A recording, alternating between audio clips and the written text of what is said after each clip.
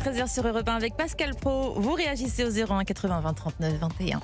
Je salue Géraldine Amand, bien évidemment. Louis Dragnel est là présentement. Fabrice Lafitte est avec nous et Monsieur Guénec également pour la page Facebook. Un nouveau gouvernement, mesdames, messieurs, à droite toute. Rachida Dati, ministre de la Culture. C'est la surprise du chef. Est-ce pour vous un bon choix? Ça va bouger dans le monde de la culture. Autre recrue venue de la droite, Madame Vautrin. On peut peut-être écouter Gabriel Attal pour commencer. Il était sur TF1 hier. Je veux de l'action. Moi, ce que je veux, c'est de l'action, de l'action, de l'action, des résultats, des résultats, des résultats. Et puis, c'est l'énergie des femmes, des hommes, engagés à 200% pour répondre aux attentes des Français. Rachida Dati, ministre de la Culture, lors de la passation des pouvoirs. C'était ce matin, écoutez-la. Je suis à la fois très fière, mais aussi très émue d'avoir été nommée par le président de la République sur proposition du Premier ministre. C'est en effet un impressionnant projet.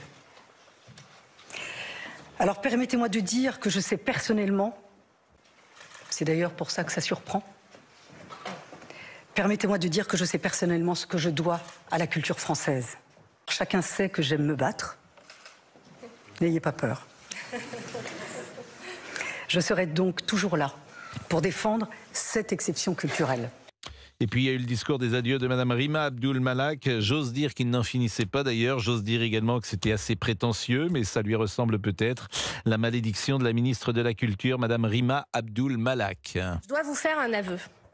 J'espérais parvenir à déjouer la malédiction qui s'est abattue sur le ministère de la Culture depuis plus de 10 ans, qui fait que les ministres restent moins de 2 ans à leur poste. Mais cette malédiction est décidément tenace. C'est auto-centré, disiez-vous, Louis de Ragnel, que ce discours qui n'en finissait pas, que j'ai trouvé particulièrement indélicat, en plus, salué par la claque qui était dans son palais, en tout cas dans cet immeuble du ministère de la Culture, où il y avait sans doute beaucoup de ses supporters qui étaient présents. Oui. Non, moi, je trouve que c'était assez auto-centré. Pardon, elle parlait de sa durée de vie au ministère. Elle parlait je pense que d'elle, quoi. Les gens s'en fichent un petit peu. Et puis, ensuite, c'est un discours assez politique, clairement.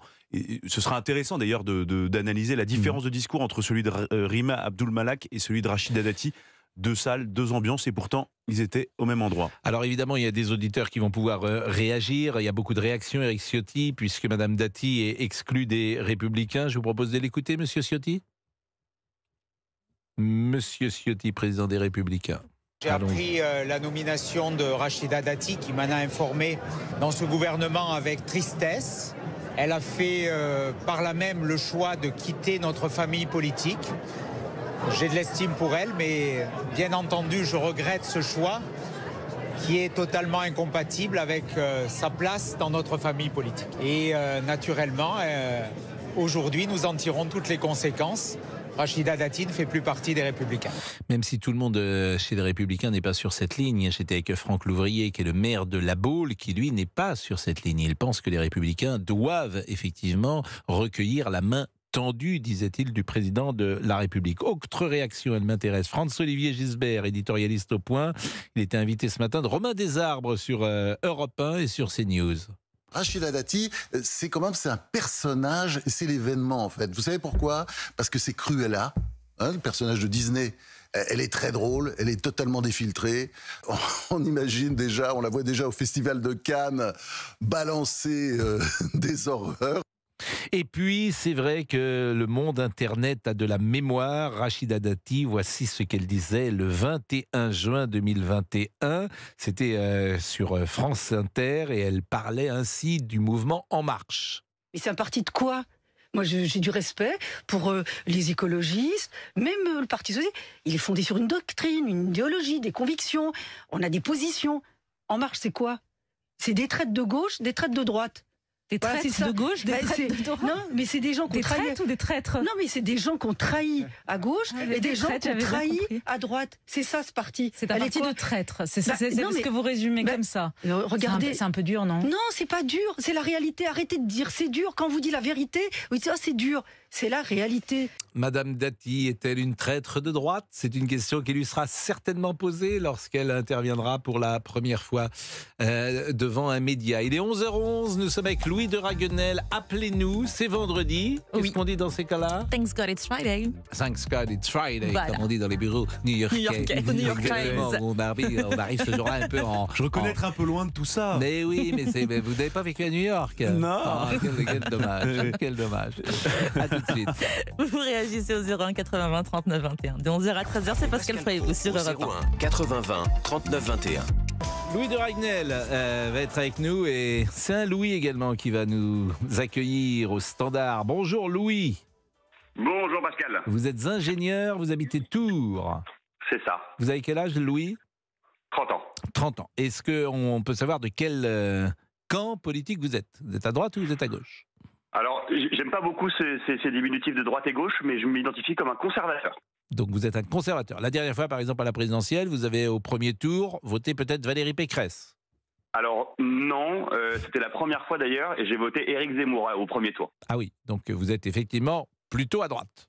Mais à l'origine, je vote plutôt LR, moi. Oui, comme beaucoup de je suis LR, gaulliste, vous en êtes fait. passé chez Reconquête. Il y en a quelques-uns. Alors, votre sentiment sur la nomination d'abord de Madame Dati et sur ce ministère qui, effectivement, avec Catherine Vautrin, avec des gens comme Bruno Le Maire, comme Gérald Darmanin, comme Monsieur Le Cornu, comme Monsieur Béchu, tout ça, c'était des sarkozystes parfois, en tout cas des gens des LR. Exactement. Exactement. Des gens qui se revendiquaient, on va dire, très très proches du camp duquel je me revendique, on va dire ça comme ça, de la famille politique. Et c'est une des choses qui m'ont fait basculer en électeur Reconquête, et maintenant, je vous l'avoue d'ailleurs, en électeur plutôt RN, c'est que c'est la béquille du macronisme, la béquille d'Emmanuel Macron. Ils disaient tous jamais on fera d'alliance, on est un parti d'opposition. Moi, c'est ce que je retenais dans ce qu'ils déclaraient déjà dès la première élection de Macron et des premières législatives il y a 10 ans, enfin il y a 5 ans pardon. Et là, l'hémorragie continue, quoi. Vous voyez? J'entends bien, mais c'est un vrai choix stratégique. Les LR, ils représentent aujourd'hui 4%. Donc ils ont deux solutions. Soit ils cherchent une alliance sur la droite, et ils vont vers Reconquête, pourquoi pas, et le Rassemblement National, même s'il y a discussion sur un programme de droite avec le Rassemblement National, parce que c'est plutôt un programme de gauche. Soit ils vont chez Macron. Beaucoup ont choisi Emmanuel Macron. Avec Reconquête, quelques-uns ont pu passer peut-être, d'ailleurs, je pense à des gens comme Sébastien Chenu, lui était passé au Rassemblement National.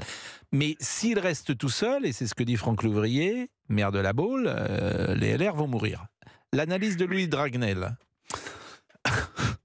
Non, alors, s'agissant de Rachida Dati, moi je pense qu'elle est un peu inclassable, un peu hors norme. Je pense que l'arrivée de Rachida Dati au gouvernement n'aura pas d'impact sur les Républicains. Il y aura un impact sur la reconfiguration politique à Paris, puisque manifestement son groupe qui s'appelle Aimer Paris va la soutenir et donc soutient sa démarche. Mais je pense que LR ne perdra ni ne gagnera pas. Enfin, il y aura absolument pas d'impact. Ensuite, le pari des Républicains et surtout le pari de Laurent Wauquiez, c'est que Emmanuel Macron va s'effondrer et il y a peut-être un trou de souris pour essayer de récupérer les déçus du macronisme, peut-être les déçus d'Éric Zemmour, et c'est ça qui pourrait permettre aux Républicains d'émerger et éventuellement de gagner la prochaine présidentielle. Alors on en est très très loin, vous avez rappelé le score de Valérie Pécresse à la dernière élection présidentielle. Donc, pour l'instant, c'est la grande inconnue. On verra ce qui se passera. Mais les tendances qu'on observe aujourd'hui, c'est pas celles que je viens d'expliquer. Les tendances qu'on observe aujourd'hui, c'est Jordan Bardella qui est l'aspirateur de toutes les droites, en tout cas pour les élections européennes, et ce qu'on appelle le vote du bloc central, c'est-à-dire les macronistes, qui globalement restent à peu près les mêmes. Bon, Louis, vous, l'électeur de droite que vous êtes, manifestement, vous êtes plus tenté d'aller plutôt à droite que d'aller plutôt au centre. Complètement. C'est complètement ça. C'est la difficulté du choix de ce mouvement. Est-ce qu'il doit aller plutôt vers le centre ou est-ce qu'il doit aller chercher des alliés à droite? Mais attendez Pascal, si on fait une rétrospective, ils se sont suicidés depuis l'élection de Chirac. Chirac a fait une campagne RPR avec une dialectique conservatrice. Alors moi j'ai pas connu, j'étais petit. Pas en 95, c'était la fracture sociale. Ça c'est le Chirac d'avant. Oui, j'entends bien, mais c'est pas la même chose. En fait, le seul qui avait fait une campagne très à droite, c'était en 2007 Nicolas Sarkozy. Mais on marque une pause parce qu'il est 11h19.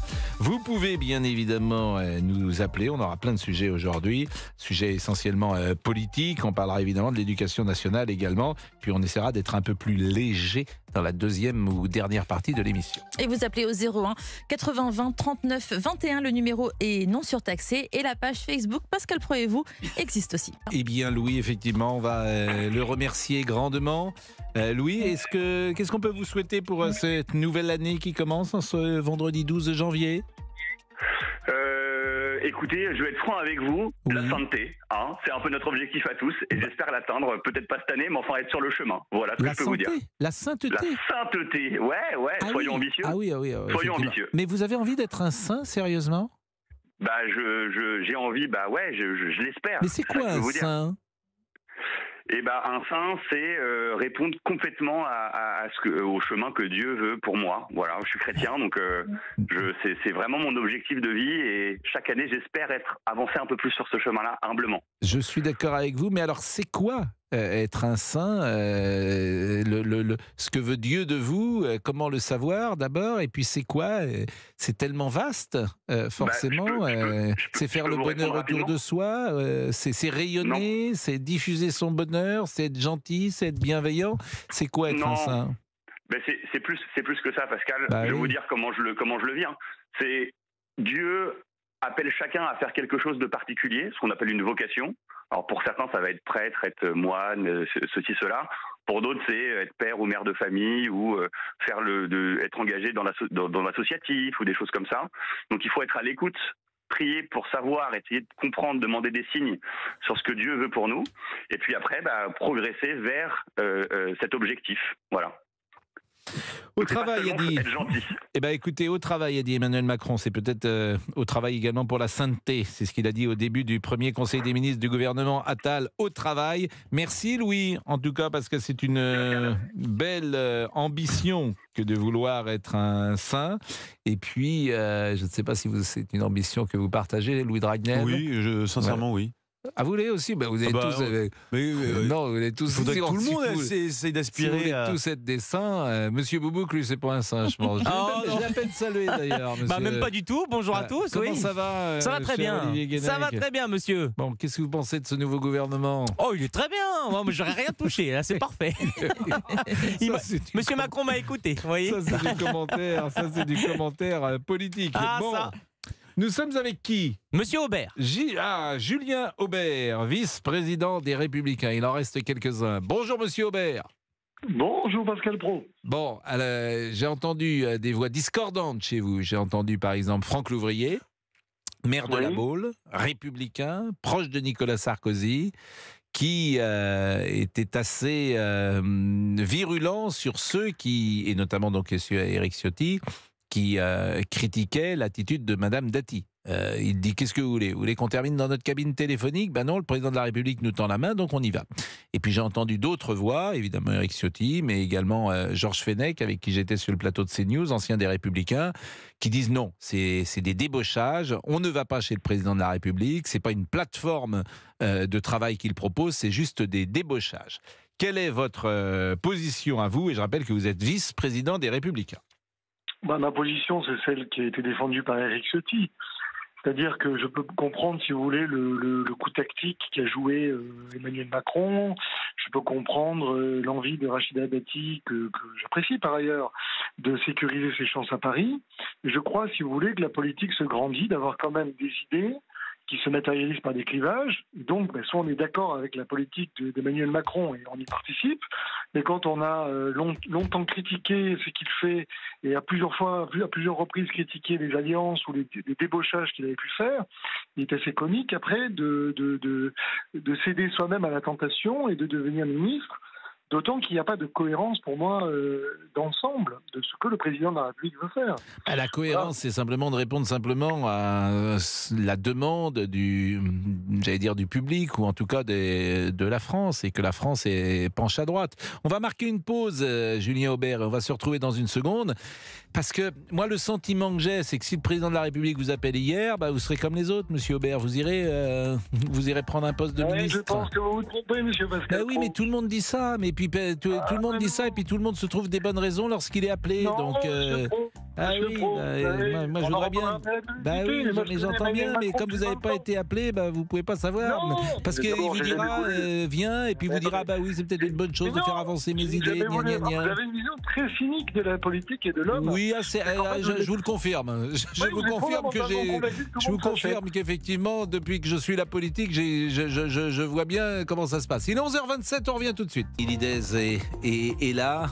Vous vous souvenez, Émilie, hier que je vous disais qu'il y aurait une grosse surprise au ministère de la Culture. Et c'est Madame Dati. Eh oui. Et je vous le disais dès 11h30, midi. Vrai. Mais vous n'aviez pas le nom encore. Je ne pouvais pas le dire. Non, je ne le savais pas. Protection des sources. Je ne le savais pas. Le respect de la parole donnée. À quelle heure je vous ai appelé, Louis Dragnel, pour vous dire Rachida Dati? Tout début d'après-midi. 13h51, j'ai vérifié. Disons, pourquoi vous me posez la question alors? Parce que je voulais. Parce que j'ai une bonne mémoire. J'ai dit tout début d'après-midi, on est dans les clous. Oui, je suis d'accord avec vous. Mais si je parle trop, on sera moins dans les clous pour Émilie Dez. Madame Dez. C'est parti. Gabriel Attal assure qu'il sera le garant de la priorité absolue accordée à l'école. Il a remis les clés du ministère de l'Éducation ce matin à Amélie Oudéa-Castéra. Tous les deux se rendront cet après-midi dans un collège des Yvelines. Un déplacement sur le choc des savoirs. Mais avant, premier conseil des ministres ce matin autour d'Emmanuel Macron et Gabriel Attal. 11 ministres et 3 ministres délégués au travail, a déclaré le chef de l'État en ouverture. Des dizaines de taxis ont bloqué les routes d'Île-de-France ce matin, opération escargot depuis les aéroports de Roissy-Charles de Gaulle et Orly, direction le ministère de la Santé. Les taxis remettent en cause la loi de financement de la sécurité sociale qui prévoit notamment le covoiturage sanitaire. Les frappes américano-britanniques contre les rebelles Houthis au Yémen auront des répercussions sur la sécurité régionale. L'avertissement du Hamas ce matin, les Houthis portent la responsabilité de l'escalade régionale du conflit, répond la France, qui exige que les Houthis mettent fin immédiatement à leurs attaques de navires en mer Rouge. Samuel Sandler, le père et grand-père de 3 des 4 victimes assassinées par Mohamed Merah, est mort ce matin d'une crise cardiaque. Ses proches l'ont annoncé sur les réseaux sociaux. Samuel Sandler avait 77 ans. Et puis ouverture ce soir de la 18e journée de Ligue 1. C'est du foot. Marseille reçoit Strasbourg à 21h. Vous nous avez fait beaucoup de peine parce qu'il est venu dans ce studio, monsieur Sandler, il y a très peu de temps, et on l'avait rencontré d'ailleurs avec Olivier Guénec. Il était dans les couloirs il y a peut-être 1 ou 2 mois. Exactement. Il était présent, et effectivement, la vie qu'il aura eue ces dernières années aura été particulièrement douloureuse, et on aura une pensée pour lui. Il est 11h32. Europe 1. Pascal Praud et vous. Et de 11h à 13h, vous écoutez Pascal Praud sur Europe 1. Bon, Julien Aubert, au-delà de l'affaire Dati, il y a un vrai problème de stratégie pour les Républicains, parce que vous semblez l'évacuer. Laurent Wauquiez sera sans doute le candidat naturel des Républicains. C'est un secret pour personne que M. Wauquiez, d'ailleurs, a beaucoup de qualités, a une ligne éditoriale ou une ligne politique très forte, une ligne de droite très forte. Mais quel espace pour lui? C'est vrai que M. Wauquiez est persuadé, il a bien raison d'ailleurs, qu'il sera président de la République, mais je ne vois pas comment, en 2027, Julien Aubert, s'il n'y a pas d'alliance parmi les Républicains, je ne vois pas comment vous vous retrouvez au second tour. Alors, Monsieur Praud, déjà je voulais vous poser une question, parce que tout à l'heure, avant la publicité, vous m'avez dit, moi je pense que si on vous appelle, vous auriez rejoint. Donc vous, par exemple, vous seriez capable d'aller chez Chroniqueur, chez France Inter, avec Guillaume Meurice, ou à l'Humanité, si on vous offre les avantages nécessaires. Non. Mais bon, c'est pas une promotion d'aller... Attendez, excusez-moi, c'est pas une promotion que vous me proposez. Quand on est à Europe 1, il n'y a plus de promotion possible. On est déjà au sommet. Donc, par définition, nous sommes indébauchables, voyez-vous. Ah, d'accord. Vous voyez, les Républicains, c'est pareil. Sauf que vous êtes tout seul. Non, mais sérieusement, c'est une question de fond que je pose. Julien Aubert, la question que je pose, vous la posez. Pourquoi? Parce qu'il y a beaucoup de vos électeurs qui sont passés. Voilà, il y a beaucoup de vos électeurs qui sont passés chez Reconquête. Il y a beaucoup d'électeurs du RPR des années 80 qui ne se sont plus reconnus. Bon, Laurent Wauquiez, il pourrait se reconnaître d'ailleurs. Bon, mais comment vous faites pour être au second tour ? D'abord, si vous voulez, ça suppose de se poser la question du projet national que vous portez. Et donc effectivement, il faut sortir de la logique sarkozyste et même chiracienne qui était celle de l'UMP, en revenant au cœur de notre message et en se demandant ce qui vous distingue à la fois de Macron et de Le Pen. Moi, je crois fondamentalement que ce qui nous distingue, c'est la croyance dans la nation. Nous devons être un parti non fédéraliste, un parti qui est libéral, mais qui en même temps a le souci des classes populaires qui ont été massacrées par la mondialisation. Donc ça suppose, voilà, tout le monde n'est pas forcément d'accord. Ça s'appelle Reconquête, ce que vous êtes en train de dire. Non, Reconquête est un parti ultra-libéral, libéral si vous voulez en tout cas. Ultra-libéral, Éric Zemmour, et il est colbertiste. Vous parlez d'un... il est étatiste. Américain que de Colbert. Non, je suis désolé. Pour moi, Éric Zemmour, il a des solutions au plan économique qui sont d'ailleurs parfois connexes avec certains membres des Républicains, mais qui sont très libérales, oui. Vous pourriez travailler avec lui, vous le savez bien, il y a des passerelles. Attendez, je suis gros. De la même Entre manière François-Xavier Bellamy et Marion Maréchal, je vous assure... Pro, laissez-moi répondre à vos questions, je vous en prie. C'est cousin germain. Monsieur Pro, laissez-moi répondre à vos questions. Au sein des Républicains, nous avons une longue habitude de travailler avec des gens qui ne pensent pas forcément toujours comme vous. Et Dieu merci, c'est synonyme que vous êtes tolérant et intelligent. Nous avons des débats internes. Donc, ça n'est pas parce qu'on a, si vous voulez, j'ai un point de vue économique différent de celui d'Éric Zemmour ou du Front National, etc., que à aucun moment, si vous voulez, on pourrait discuter. Simplement, vous avez la logique des institutions. Et la logique des institutions, c'est que si vous n'avez pas de candidat à l'élection présidentielle, vous n'existez pas et vous disparaissez.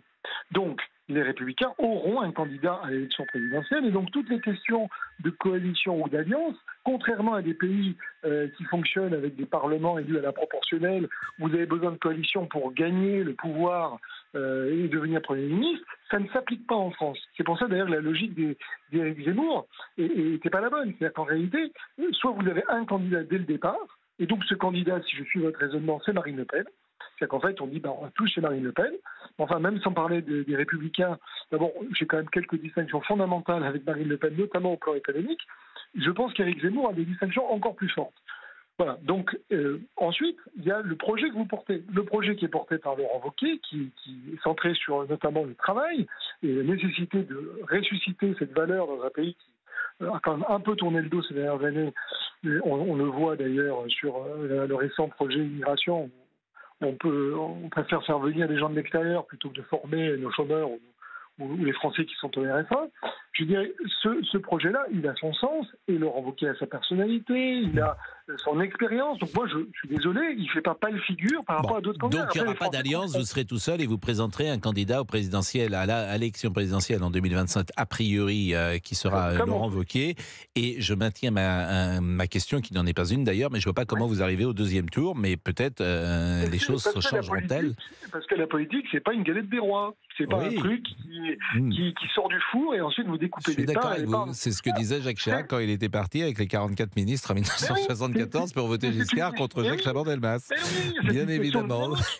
Non, mais bon, monsieur Aubert, on va se laisser, on va se quitter exactement. Bah oui, c'est dommage parce que c'est toujours intéressant d'abord de vous écouter. Les gens s'interrogent souvent, vous avez été député réélu, et puis vous avez été battu la dernière fois. Qu'est-ce que vous faites aujourd'hui professionnellement? Comment vous... Professionnellement, je suis revenu à mon corps d'origine, qui est la Cour des comptes.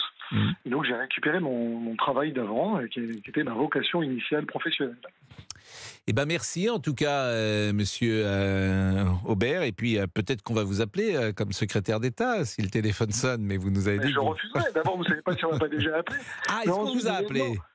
Non, il ne m'a pas appelé, je suis sûr. J'ai eu d'autres appels d'autres partis, mais pas de celui-ci. Ah oui, vous avez eu des appels de quel parti? On en parlera une autre émission, Pascal Pro. J'imagine que ce n'est pas les écologistes, ce n'est pas le Parti Socialiste. Je pense que c'est Reconquête qui a dû vous appeler, parce que vous avez le profil de Reconquête, et vous avez aussi le profil parfois du Rassemblement National, forcément. Et vous savez, je vais vous dire un secret, Pascal Pro. Oui. Les Républicains, c'est comme Europe 1. Une fois que vous y êtes bien. Et donc, C'est vous n'avez vrai. pas envie forcément de bouger de crèmerie. Parce que vous vous inscrivez dans une histoire, et il se trouve que je fais partie des gens qui... J'entends bien, j'entends Monsieur Aubert, mais non, mais vous- on souffre, on meurt mais de non, ça. mais j'entends On bien, meurt mais d'avoir vous des gens êtes- qui acceptent des postes pour faire le buzz. Monsieur Aubert. Le type, ils n'ont aucun projet, aucun bilan. Et qu'on J'entends. projette comme des pots de yaourt. Donc, à un J'entends moment ce donné, que il faut revenir au fond. j'entends ce que vous dites, mais vous êtes aussi responsable de ce que vous avez créé. Vous êtes échappé de la ligne de départ du RPR avec Jacques C'est pas moi Chirac. qui fais ça. Moi, j'essaie Oui, d'y bien revenir. sûr, mais bon, et vos électeurs, ils sont partis parce que Ben oui, ils mais sont les allés électeurs, ils notamment à appartiennent à Reconquête, et puis d'autres sont partis évidemment chez Emmanuel Macron. Bon, il est 11h40 en tout cas.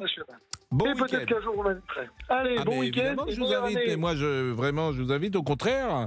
Je regrette même que vous ne soyez plus député, parce que lorsqu'on voit le niveau des députés aujourd'hui de la Chambre, évidemment avec des gens de votre qualité, la Chambre gagnait en hauteur de vue, Monsieur Aubert. Bon, bah, écoutez, je vais peut-être essayer de le redevenir un jour alors. Bah, avec écoutez, un tel compliment. Eh ben, Bon. mais non, mais c'est vrai, vous le savez bien d'ailleurs, et c'est pas donner un avis politique de dire ça, c'est qu'il y a un certain niveau de discussion que vous avez, un certain niveau de connaissance que n'ont pas forcément tous les députés aujourd'hui. Il est 11h40, alors c'est le retour des chemises bleu marine, j'ai l'impression. Mais vous la lavez entre deux passages ou pas? Pardon, j'ai pas entendu. Vous la lavez la chemise bleu marine entre deux passages? Elle est noire, hein. Donc Elle est noire la vue là, aujourd'hui. faut la contrôler, monsieur. Hein. Elle est une Elle est chemise noire aujourd'hui. Ah ouais, je suis tout en noir. C'est la noire. Je suis en deuil. Oui. Vous êtes en deuil. En deuil. Mais c'est vendredi? Bien sûr que Et c'est donc vendredi. ce soir, il y a une petite fiesta avec quelqu'un que vous invitez au flunch. Au flunch. Chez Flunch, pardon.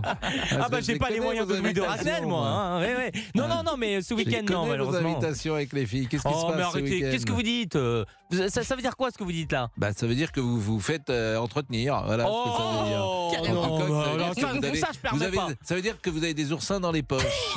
Alors que On fait maintenant, toujours vous- 50-50, c'est l'homme moderne, Non. ça. Si. Oh, ça c'est horrible. c'est pas. Vous faites très vraiment classe. 50-50? En fait, je fais plutôt 60-40. Je paye une petite entrée et oui, sinon 50-50. Ouais. Et vous sortez votre calculette et vous payez 60% de la vous Ah, bah, payez attends. une petite entrée et je pense qu'elle fait une grande sortie avec vous, parce que vraiment, Et vous oubliez mais- pas le dessert. Non, Ah, mais non. je vous ai déjà dit qu'on invite les filles. Oui, j'ai bien compris. Toujours. Mais... On est seigneur oui, dans la oui, vie. Oui, oui, mais bon, Voilà. payer toujours pour avoir des amis, moi ça m'intéresse plus. Hein. Moi j'en ai assez d'amis maintenant. Hein. Ouais. Je vous répète qu'un garçon invite les jeunes femmes Oui, toute sa vie. oui. On est seigneur, on Pas est un forcément, troubadour. une femme Oui. peut inviter aussi Ouais. son conjoint. Ça c'est c'était sympa il y a aussi, 40 hein. ans, ça. Oui. Attendez, Ah je non. vous en prie.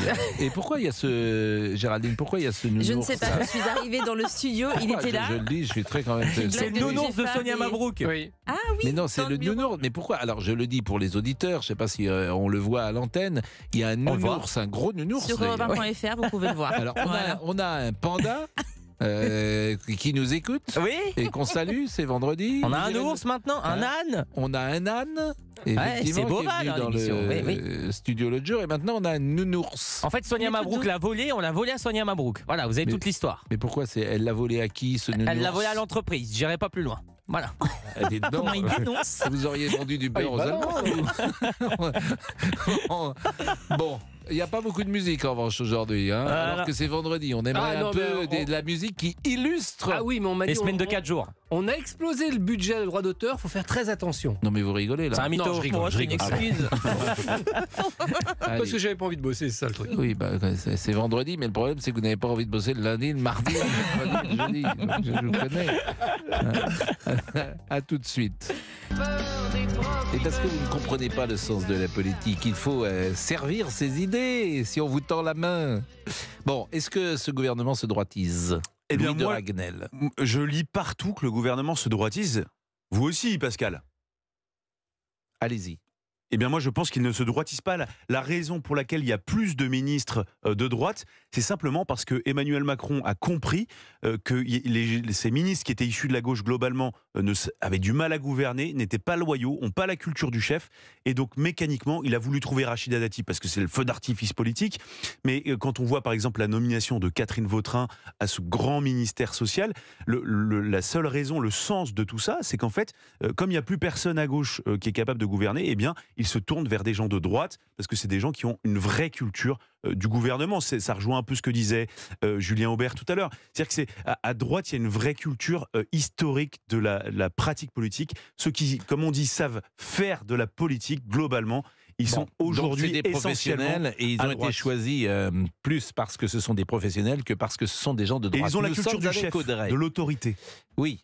Ça, c'est intrinsèquement lié à la culture de droite. Alors que les gens de gauche sont ingérables, c'est ce que vous voulez dire. Quoi. Oui, ou impossibles, ils sont frondeurs. Mais c'est l'analyse que fait Emmanuel Macron. Oui, mais il a globalement, regardez, mais il a raison. Il cherche désespérément des gens de gauche. Mais et il ne les trouve pas. C'est vrai qu'avec Olivier Faure et Boris Vallaud du PS, on est dans la pensée lilliputienne, disons-le. Donc c'est pas des gens que tu imagines au pouvoir.